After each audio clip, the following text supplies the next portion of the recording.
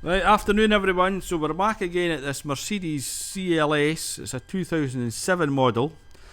Now I think you remember the last time we were here, the car wouldn't start, so it was a blown fuse. So that seems to be resolved. The guy who owns the car, John, he found some dodgy wiring, so I think we got to the bottom of that one. So the next problem is the power steering is now heavy. So I think you remember for the last video that he replaced a component in the rack that allows more fluid to get in to allow it to do the business, to lighten the steering. So that doesn't seem to be cutting down. So I'll show you where it's located. It's just I'll just do that. Here's my man. Where was it? Oh, that black plug up. It's a difficult shot. Just up there. It's on the power steering rack. You see the electrical connection up the top, just where that braided wire goes in. That's the power steering pressure switch or solenoid or something like that. Anyway, so that's underneath the car, and I'll let you see. Okay, that brain. I'll let you see the codes. So we've got lots of CAN communication codes, but it's this one I'm interested in. Check component Y10, speed sensitive power steering solenoid valve. So when we got here at first, it was mill on and stored in current, but now it's moved to mill on and stored. So what I think I'm going to do, there's a test in here we can run on it, because I'm sure when it's key on, engine off, it shouldn't be pulling more than 200 amps. But when you start the car and turn the steering wheel, I think it can go up to 1000 amps. And if it goes over 1000 milliamps, but if it goes over that, you need another power steering switch or speed sensitive power steering, whatever it's solenoid valve. So what we'll do, we'll clear the codes and we'll perform that test, and I'll let you see that test I was telling you about. So we reconnected the speed sensitive power steering solenoid, and we can activate it through the scan tool. Now the figures I'm going to give you, I got them from my good friend at Crank. I'll put a link to his video. So I'm pretty sure when we're at idle, it should be under 200 milliamps, and you can see this one's at 296, 300. That's too high. But we can also activate it. So if I hit F3 and F4, oh, you hear that? Oh, that's it. Got it calming down. So I'll hit F3 and I'll get Brendan to turn this. So let me see, F3. So you can see it at milliamps moves up, and then Brendan will turn the wheel. That lighter, Brendan.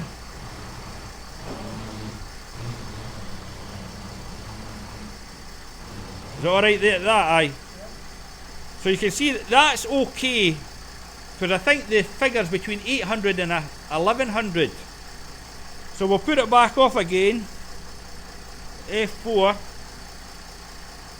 Try it again, Brendan. It should be heavy this time. Is that a heavier? Heavier, right. So I think we're looking to replace that solenoid valve.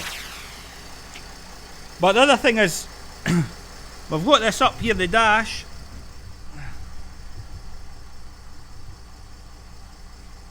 ABV, ABS, ESP and operative. So the very fact that I'm able to talk to the ABS module, which it is calling something else here, wait till I go into this. It was through this active tests. So we'll go back out again. So I was going through ABR, adaptive brake, and it was through chassis, and when I went into that,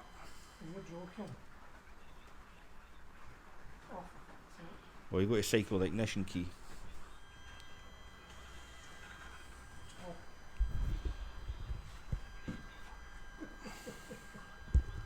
We'll go to read codes again.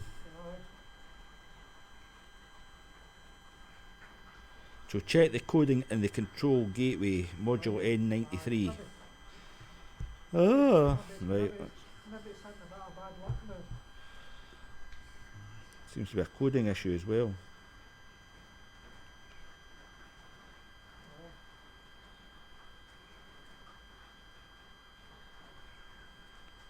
Right, because I'm in ABS control. Phone me when you settle down a bit. Later on. Is that Elvis? Oh, Elvis! Graham. Aye. There's Sandy. How you doing, man? Alright, son. How you doing? Ah, no bad, no bad.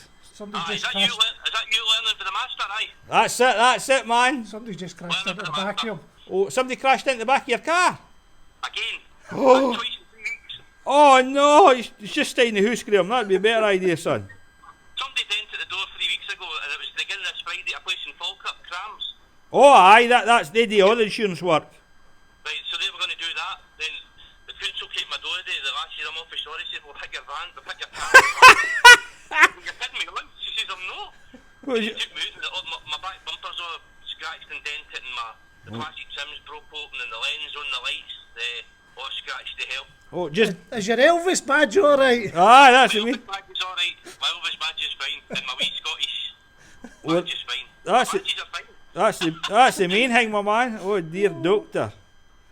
Oh, so it's going to be Friday. If I get a Citizen C3 courtesy car till it's all done. Right. Oh, you'll enjoy that. That'll do me just to get to work, Sandy. I'm not looking for anything big, you know. That'll do me. Aye. Oh, well. I just want my car fixed. Aye, that's it. Back in the road, man, eh? Aye. Oh, neighbour. Right, buddy, I'll let- eh? Neighbour, lad, you take care of yourself. You too, sir. Okay. Cheers, man. Cheers, Graham. See you later, Right, son. see you later on. Right, see you later, Brendan. Right. Bye. Right, after all that mucking about, you can completely ignore the first bit of that video. Could be rubbish. So what I done was I done a complete code clear, and it seems to have resolved my issue. So, in fact, I'll take you into the car and let you see that.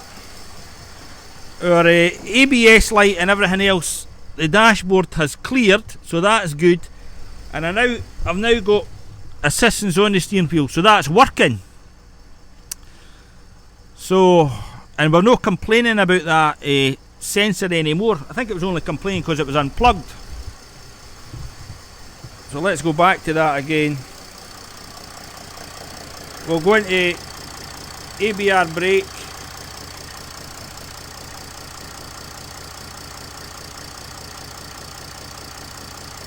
We'll read the codes.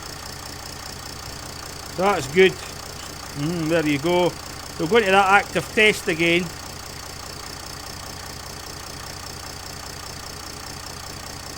So you see with assistance it's pulling 1000 milliamps, and if we turn it off on F4,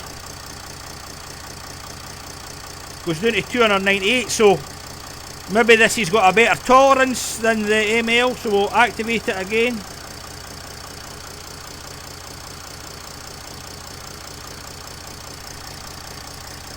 And I'll spin the wheel. You tell me what it goes up to, Brendan.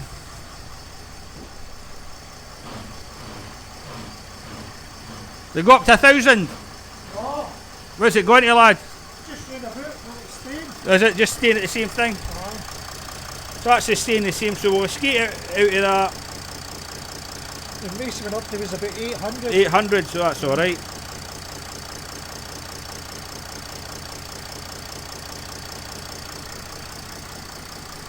So let's stop and start the car again, see if these lights come back.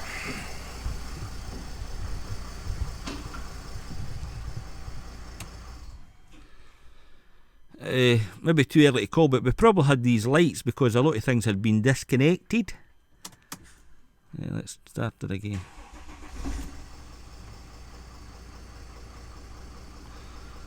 So they seem to be okay at the moment. It's alright.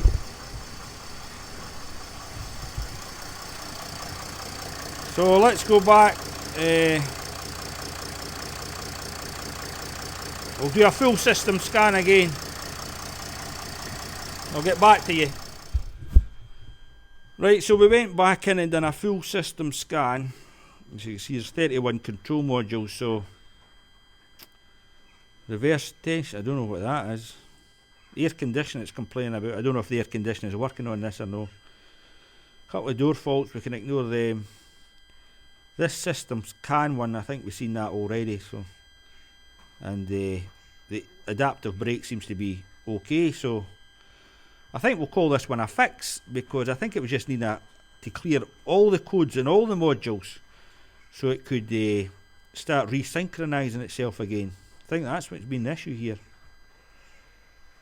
We know about the glow plugs, we're not worried about them. If you ever do an engine like this, do not touch the glow plugs. That is my best advice to you. They are a nightmare. There's the rest of these codes here. So I was hoping to try and take this a run, but it's not going to happen. What's this here? Fault in CAN communication with the control module electronic stability.